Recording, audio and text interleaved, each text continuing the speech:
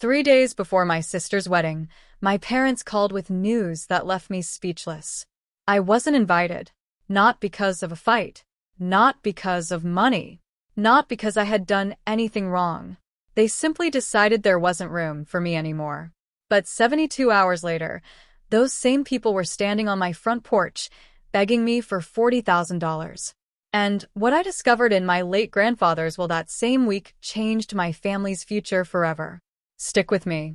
My name is Delilah Mercer, and for most of my life, I felt like the daughter my family only remembered when they needed something. No matter how hard I tried, I always came second. My younger sister, Brenna Mercer, was the favorite. She received attention, praise, and support without even asking. I spent years trying to earn the same love, but nothing was ever enough. When my parents announced Brenna's wedding to Tyler Dawson, they wanted everything to be perfect. They planned a luxury wedding that looked more expensive with every passing week. Even though I wasn't treated like a priority, I still helped. Whenever they called, I answered. Whenever they needed something, I showed up. I reviewed contracts for vendors. I solved planning problems when things went wrong. I even loaned small amounts of money when unexpected expenses appeared. I told myself I was helping because we were family. Then, 3 days before the ceremony, my phone rang. It was my mother. Her voice sounded casual, almost bored. She told me the guest list had changed. At first, I thought she was calling about seating arrangements or schedules. Then she said I was no longer invited. I sat in silence, waiting for an explanation. When I finally asked why, she simply said Brenna wanted close family only. The words hit me harder than I expected. Close family only. I was her sister. I had spent months helping with the wedding. Yet somehow I didn't count. After the call ended, I stared at my phone for a long time. For the first time in my life, I stopped trying to win their approval. I stopped making excuses for their behavior. I stopped chasing people who never chose me. Instead, I stayed home and focused on my own life. The hurt was real, but so was the peace that came with letting go. What I didn't know was that their perfect wedding was already beginning to fall apart. And very soon, they would need the daughter they had just erased. The next morning, I tried to move on with my life. The phone call from my mother still hurt, but I was determined not to think about it anymore. For once, I wanted to focus on myself instead of my family's endless demands. That plan lasted only a few hours. By midday, my phone started ringing. The first call came from a wedding vendor. They asked if I knew why a payment had failed. I told them I wasn't involved and ended the call. Then another vendor called. And another. By evening, I had received messages from people connected to Brenna's wedding that I had helped organize months earlier. Something was clearly wrong. From what I could gather, several large deposits had bounced unexpectedly.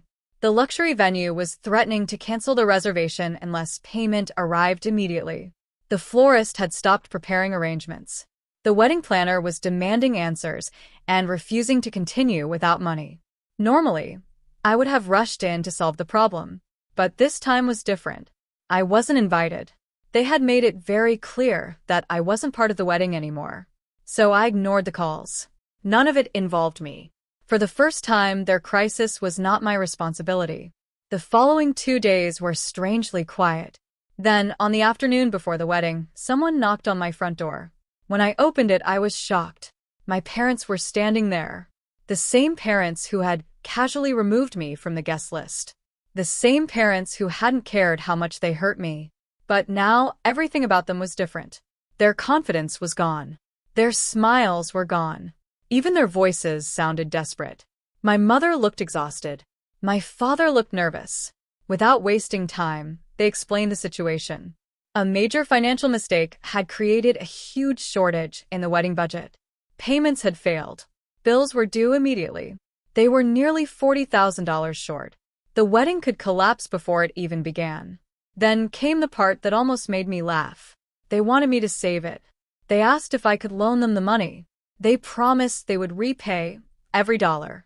As I listened, I couldn't ignore the irony. Just 2 days earlier, I wasn't important enough to attend the wedding. Now I was important enough to fund it. I looked at both of them calmly. Then I gave them a simple answer. No. The room became silent. Neither of them seemed prepared for that response. For the first time in my life, I chose myself. And for the first time in theirs, my parents looked genuinely afraid. After my parents left, I expected to feel angry. Instead, I felt calm. For the first time in years, I had said no to them and meant it. There was no guilt, no second thoughts, and no urge to fix a problem they had created themselves. The silence in my house felt peaceful. The next day, I decided to spend some time cleaning my garage. It was something I had been putting off for months. Boxes were stacked everywhere, collecting dust and taking up space. As I sorted through old belongings, I noticed several storage boxes pushed against the back wall. I immediately recognized them. They had belonged to my grandfather, Warren Mercer. When he passed away 6 years earlier, some of his personal items had been stored at my house. Life became busy, and I never got around to organizing them properly. Seeing the boxes brought back memories. Grandpa Warren had been different from the rest of my family. He never played favorites. He never treated Brenna as more important than me. When I was a child, he listened when I spoke. He remembered my birthdays. He asked about my dreams and actually cared about the answers. Even after all these years, I still missed him. I carefully opened the first box. Inside were old business documents, property records, financial papers, and folders filled with legal correspondence. Most of it looked unimportant. Still, I continued sorting through everything. Hours passed. Then I found something unusual. At the bottom of one box was a large sealed envelope. My name was written across the front. I froze. The handwriting was unmistakable. It belonged to my grandfather. Under my name were a few simple words. For Delilah. Open if necessary. My heart started beating faster. I turned the envelope over several times. The seal had never been broken. What confused me most was that nobody had ever mentioned it. Not my parents. Not Brenna. Not even the lawyer who handled Grandpa's estate. As far as I knew, this envelope had been sitting untouched for 6 years. I sat down on an old chair and stared at it. Questions filled my mind. Why had Grandpa written it? What was so important that he wanted only me to read it? And why had he added the words, if necessary? Something told me this wasn't an accident. Slowly, I opened the envelope. Several documents slid onto the table. There was also a handwritten letter folded neatly on top.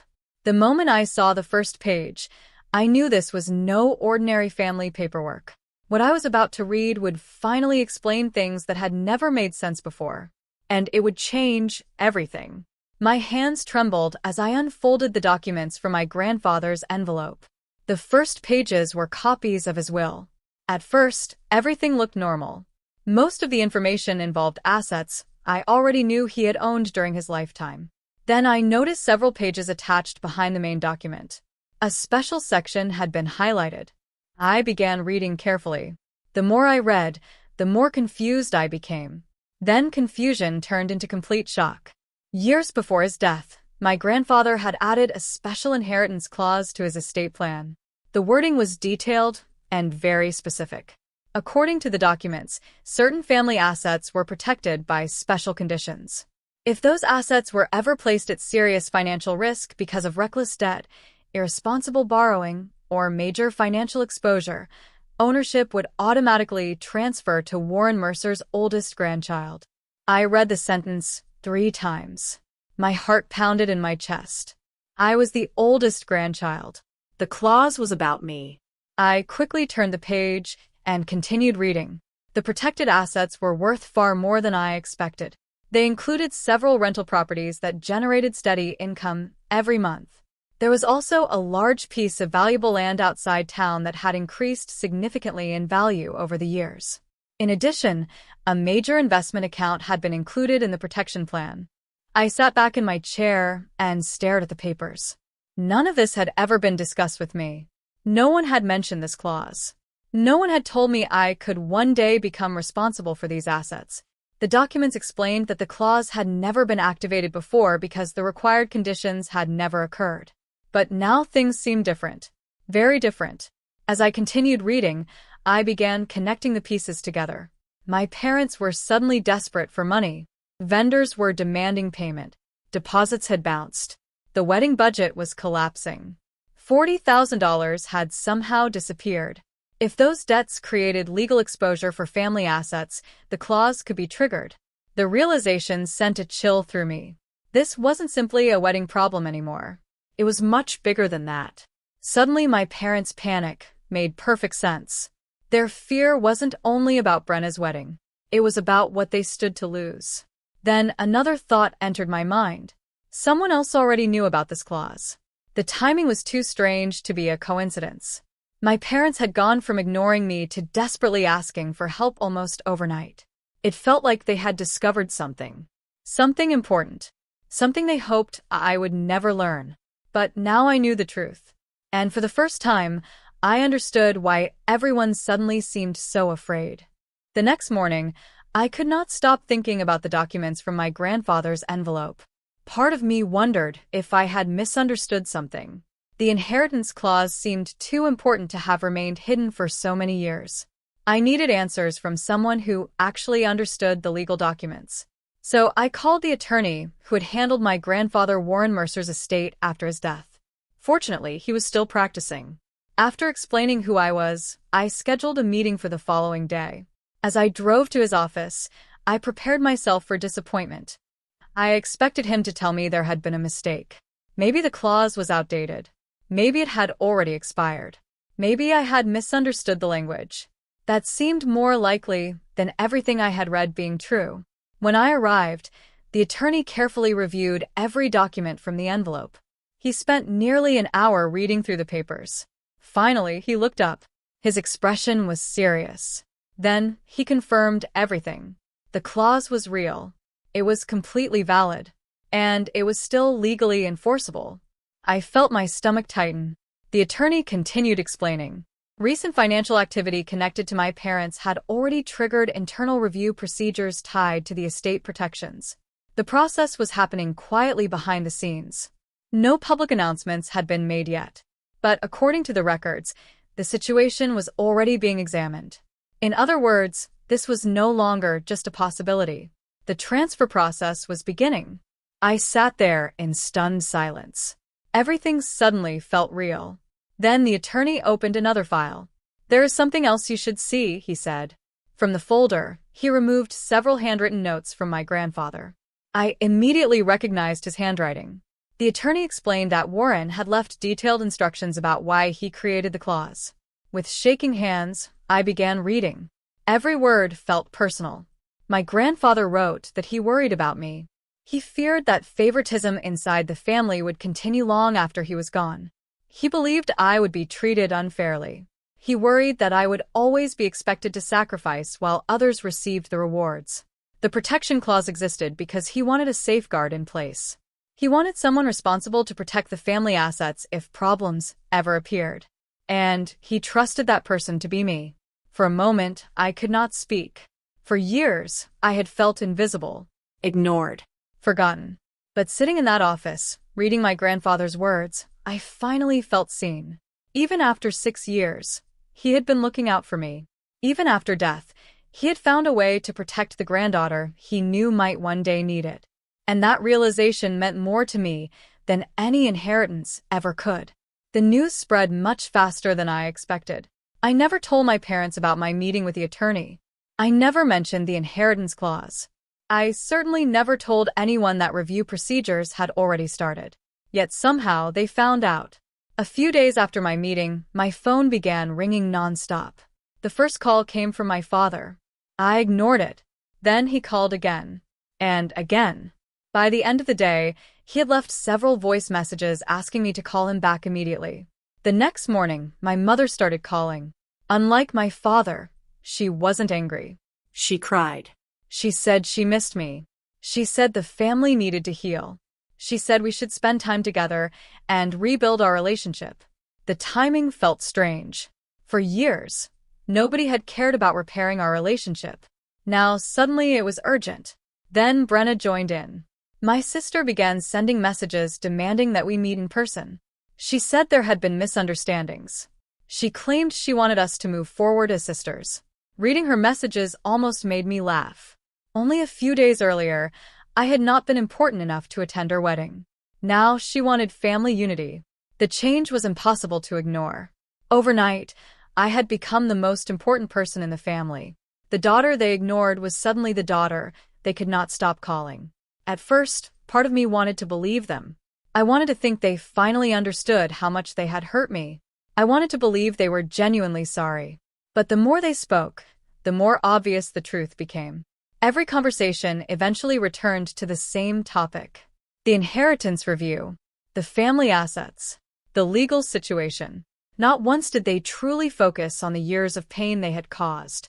Not once did they take responsibility for treating me like I mattered less. They were not trying to save our relationship. They were trying to save themselves. The wedding disaster was no longer their biggest concern. The possible loss of rental properties, land, and investments terrified them far more. As pressure increased, years of hidden selfishness began showing itself openly. My father blamed my mother. My mother blamed wedding expenses. Brenna blamed everyone except herself. No one wanted responsibility. Everyone wanted a solution. More importantly, everyone wanted me to provide it. But something inside me had changed. For years, I had been the person who fixed problems. I was the one who sacrificed. The one who gave second chances. Not anymore. I listened to their excuses. I listened to their promises. Then I quietly stepped back. Their choices had created this situation. Their actions had brought them here. And for the first time in my life, I refused to rescue them from the consequences. Wedding day finally arrived. For months, my family had treated the event as if it were the most important day in the world. Every decision, every conversation, and every expense had revolved around creating the perfect wedding. Yet when the day came, I wasn't there. I stayed home. At first, I expected to feel sad. I thought I might spend the day thinking about everything I had missed. Instead, I felt surprisingly calm. The pressure was gone. The endless demands were gone. For the first time in a long while, I was not responsible for fixing anyone else's problems. That peace did not last long. By mid-morning, messages started arriving. Some came from distant relatives. Others came from friends who were attending the wedding. Nobody was trying to be rude. They were simply sharing updates. And the updates were not good. One guest told me several luxury features had disappeared at the last minute. A special entertainment package had been canceled. Some decorations never arrived. Parts of the reception had been scaled back without explanation. Another guest mentioned that vendors seemed frustrated. Staff members were having tense conversations behind the scenes. As the day continued, the reports became worse. Arguments had broken out between family members and vendors. Several people were demanding payments.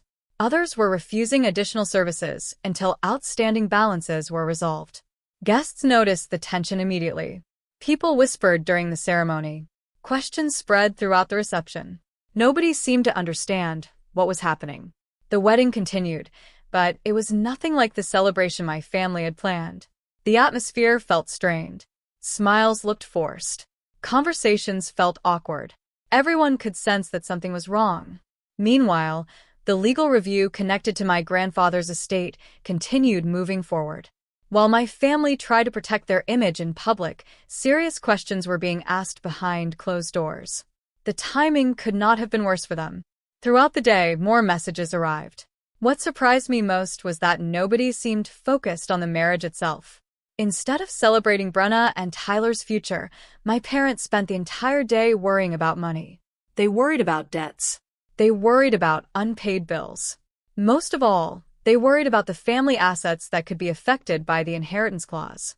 The image they had spent years protecting was beginning to crack. The perfect family no longer looked perfect. The perfect wedding no longer looked perfect. And for once, I was not the person carrying the pain. I was not the one being ignored. I was not the one desperately trying to hold everything together. This time, the consequences belonged to them. As I sat quietly in my home that evening, I realized something important. For the first time in my life, I wasn't the one suffering. They were.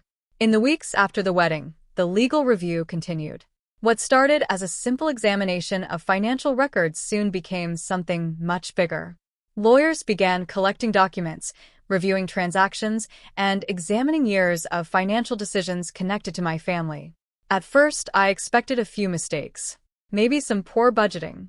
Maybe a few unpaid debts. What they found was far worse.